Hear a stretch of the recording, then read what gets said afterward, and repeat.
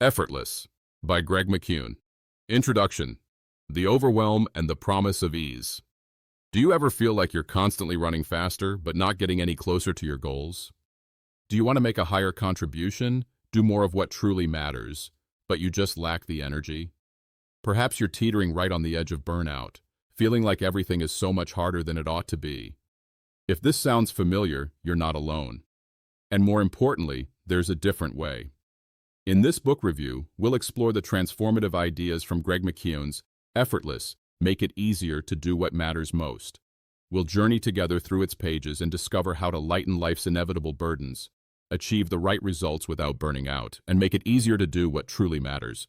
You'll learn practical strategies to shift from a state of exhaustion to a state of ease, to take action that feels smooth and natural, and to achieve results that keep coming. But who is Greg McKeown, and why should we listen to him? Greg is a renowned business strategist, a compelling public speaker, and the best-selling author of Essentialism, a book that has already changed millions of lives by teaching the disciplined pursuit of less. He's been featured in prestigious publications like the New York Times and Harvard Business Review, hosts the popular What's Essential podcast, and even serves as a young global leader for the World Economic Forum.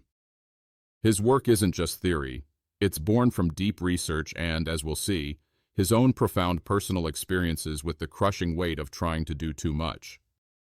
Effortless is his answer to a critical question many of us face. What happens when stripping life down to the essentials still feels like too much? It's a book that offers a liberating alternative to both relentless hard work and unproductive laziness. Interesting, isn't it? The burnout epidemic, why life feels so hard. Let me tell you the story of Patrick McGinnis. He'd done everything right: Georgetown, Harvard Business School, a top finance job. He worked 80-hour weeks, even on holidays, believing that hard work was the only key to success. He traveled so much he had a Delta frequent flyer status so high it didn't even have a name. Then 2008 hit. AIG, his company, went bankrupt. His stock plummeted 97%. All that sacrifice, all those missed moments, for nothing. He was sick with stress, his vision blurred, and he felt like Boxer the horse from Animal Farm, always vowing, "I will work harder," until he collapsed. It was a harsh wake-up call. McGinnis realized the marginal return of working harder had become negative. He had three options: carry on and likely work himself to death, aim lower and give up, or find an easier way. He chose the third. He started working less, sleeping more, and taking care of himself. And guess what? He started investing in startups with small checks, and his portfolio returned 25-fold.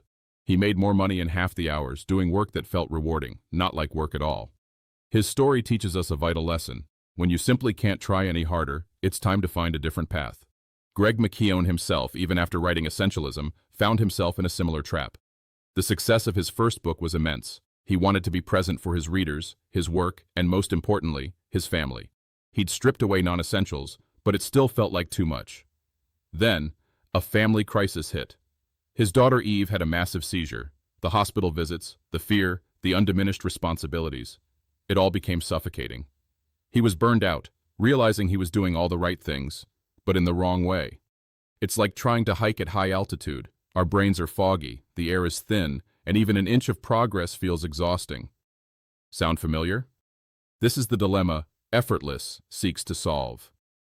It's not about pretending life isn't hard. It's about finding ways to lighten those burdens. Part 1. The Effortless State. Clearing the mental clutter. So, how do we begin to make things easier? The first step, McKeown argues, is to cultivate an effortless state. Think of an NBA player at the free throw line. They have a ritual, they clear their head, block out the noise. That's the effortless state. Physically rested, emotionally unburdened, and mentally energized, fully present, and focused. Effortless state. Invert. What if this could be easy? Often, the biggest thing keeping us from doing what matters is the false assumption that it has to take tremendous effort. We say things like blood, sweat, and tears, or hard-earned, when just earned would suffice. We even distrust ease. Easy money implies it's ill-gotten. What if this is all wrong? Kim Jenkins, who worked at an expanding university, felt suffocated by layers of unnecessary complexity. Tasks that used to be simple became Herculean. Her shift came when she started asking, "Is there an easier way?" When asked to have her team film a full semester for one student, instead of a 4-month production, she found out the student just needed to catch up due to sports. The solution? Another student recorded lectures on a smartphone. Delight for the professor. Minutes of planning instead of months of work. The 19th century mathematician Carl Jacobi said, "One must invert, always invert." This means turning assumptions upside down. Instead of asking, "How can I tackle this really hard but essential project?" Invert it. What if this essential project could be made easy? It sounds almost too simple, but that's why it works. It resets our thinking. Arianna Huffington once believed in superhuman effort, but later said she didn't become truly successful until she stopped overworking herself. Warren Buffett looks for 1-foot bars that I can step over, not 7-foot bars to jump. When complexity is removed, even slight effort moves what matters forward. What could happen if you started asking, "What if this could be easy?" Effortless state. Enjoy. What if this could be fun? Why do we separate important work from trivial play? This false dichotomy works against us. We put off essential but tedious tasks, and guilt sucks the joy from our leisure. But what if essential work could be enjoyable? Jane Tewson, a British activist, wanted to make charitable giving active, emotional, involving, and fun. Her idea? Comic relief, pairing comedy with charity. Red Nose Day raised £15 million in a single day and over £1 billion over 30 years because it made giving easier and enjoyable. We all have essential activities we dread, but we can make them enjoyable by pairing them with a reward, reducing the lag time between action and satisfaction. McKeown found himself dreading a backlog of voicemails. His solution? He made the calls from his hot tub. The task became enjoyable. Consider Ron Culberson, who dreaded the Pinewood Derby with his son because he lacked craftsmanship skills and they always lost. They shifted their goal from winning the speed award to the design award. This tapped into Ron's humor skills, making the process fun, even if they didn't win. The joy of the experience became the reward. You can create building blocks of joy.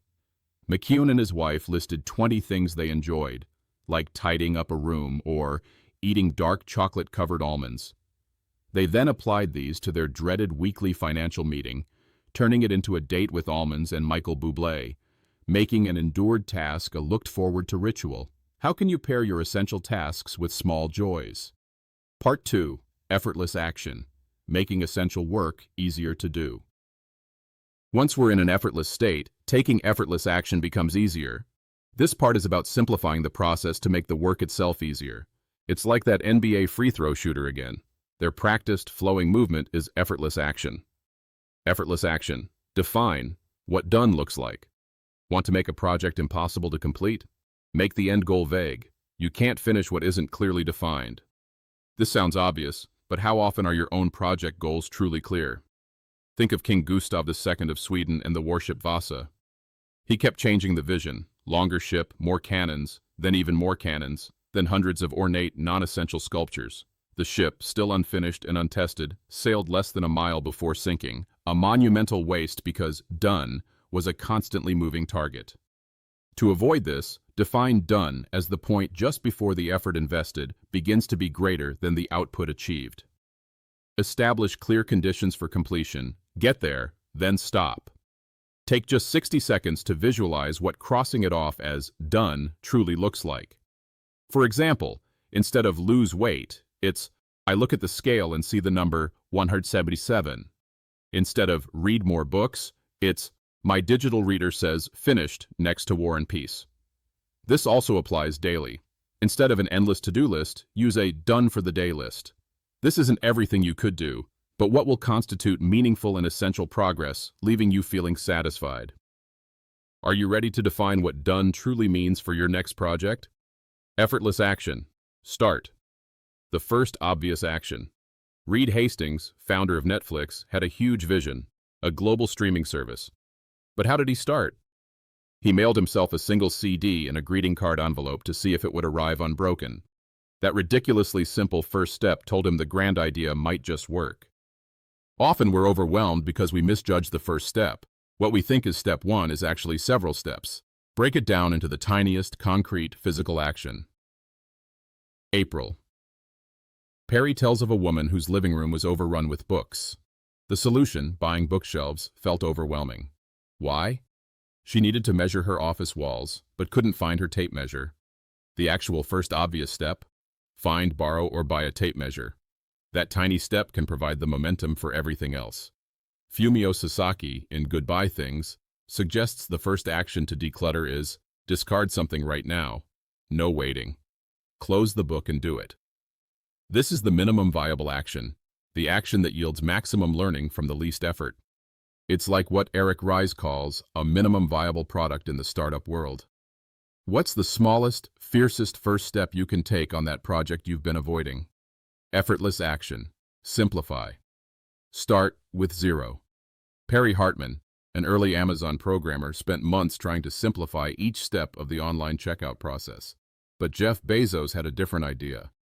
They should be able to click on one thing, and it's done. One-click ordering wasn't about making each existing step simpler. It was about removing steps. No matter how simple the step, it's still easier to take no step. McKeown's son was finishing his Eagle Scout project report. What should have been simple became overwhelming as they imagined all the extras they could add. Fancy binders, professional graphics. The project stalled. The solution? They asked. What are the minimum steps required to complete this? They pared it down to essentials, and the project was done quickly. Completion is infinitely better than adding superfluous steps. Steve Jobs did this with iDVD. His team presented a streamlined but still complex design. Jobs drew a rectangle. Here's the new application. It's got one window. You drag your video into the window. Then you click the button that says Burn. That's it. He started from zero, asking for the absolute minimum.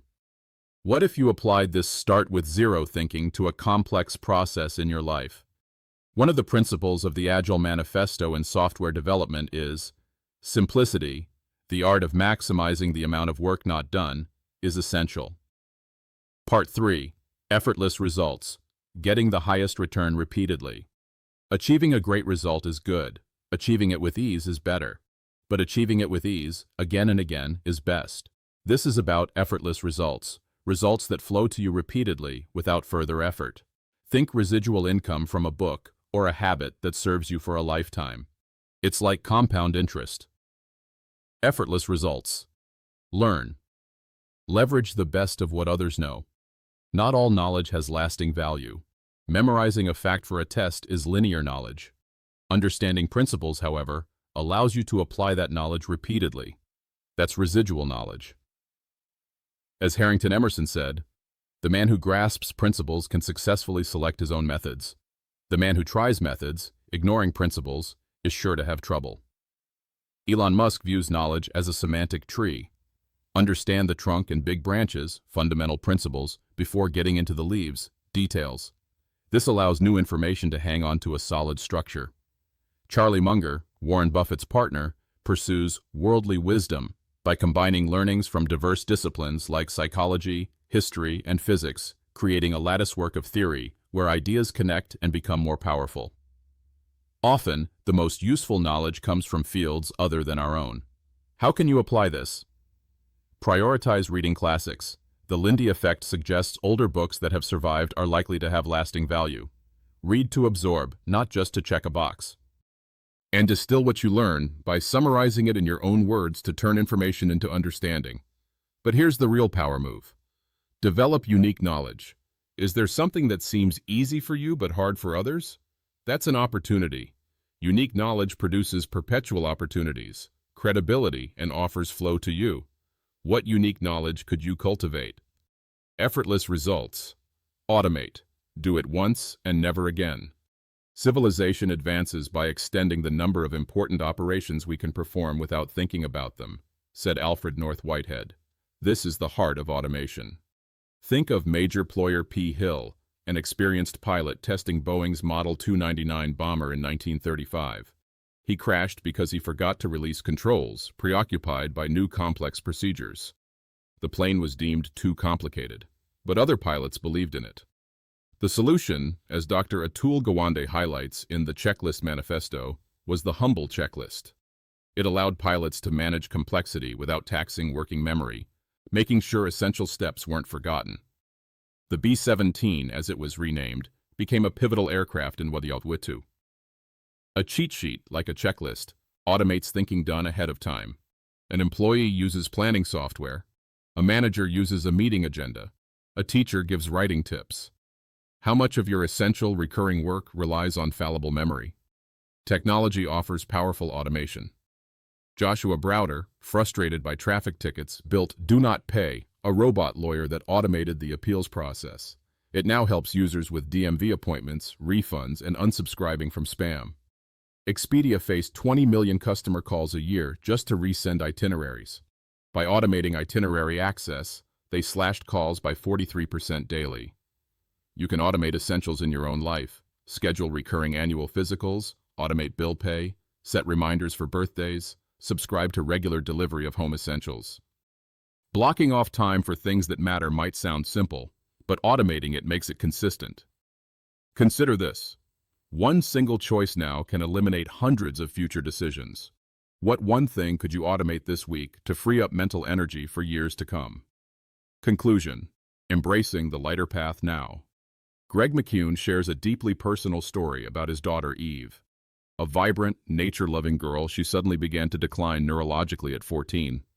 Slurred speech, slowed responses, then a major seizure. Doctors were baffled. Tests came back negative. The situation felt impossible. The instinct was to attack the problem with superhuman effort, 24/7 worry, endless doctor consultations, all-nighters researching. But they realized this was unsustainable. If your job is to keep the fires burning indefinitely, you can't throw all the fuel on at once. They chose a lighter path. They wouldn't torture themselves with unanswerable questions or worst-case scenarios. Instead, they focused on simple, controllable things, singing around the piano, walks, games, prayer, gratitude. They felt less burdened, less exhausted. Eve continues to get better. The core lesson? Whatever has happened, whatever hardship or pain, it pales in comparison to the power you have to choose what to do now. Each new moment is a chance to start over, to make a new choice. In each moment, we can choose the heavier path or the lighter one. Life doesn't have to be as hard as we make it. There is always an easier, simpler path to doing what matters most. Now, as we wrap up this journey through Effortless, I have a few questions for you to help you see if you've truly absorbed these powerful ideas. What's the one outdated assumption about effort you're now ready to invert? Can you recall one essential task you could make more enjoyable this week, and how? What's the very first, tiny, obvious action you'll take on a project you've been putting off after listening to this? And finally, what's one small thing you could automate, or a principle you could learn that would yield effortless results for you time and time again? Don't stop here. The journey to an effortless life, where you achieve more by trying less, begins with the choices you make today. Continue your growth journey.